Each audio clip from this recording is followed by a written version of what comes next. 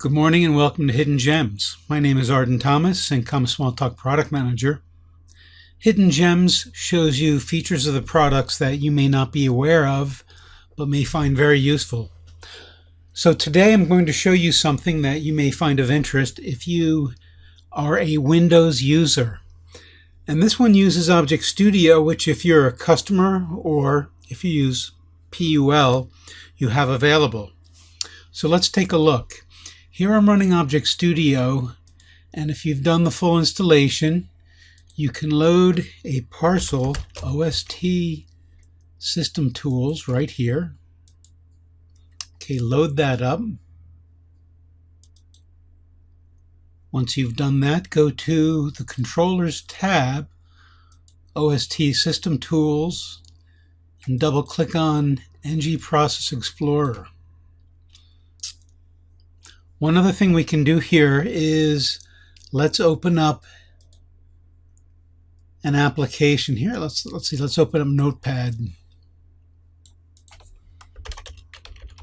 We can start typing in that.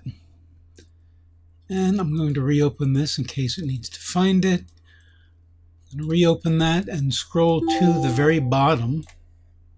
And here I can see my Notepad. Let me make this a little larger. So what this is going to do is show you resources that this is using.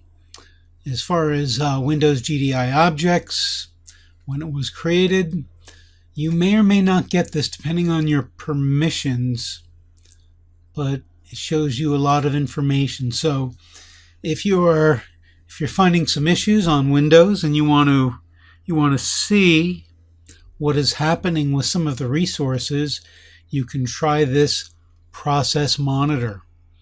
You can also right-click on it. Let's see. Well, let's go to ObjectStudio and click on Loaded Modules. It'll show you all the DLLs that this is using for this application.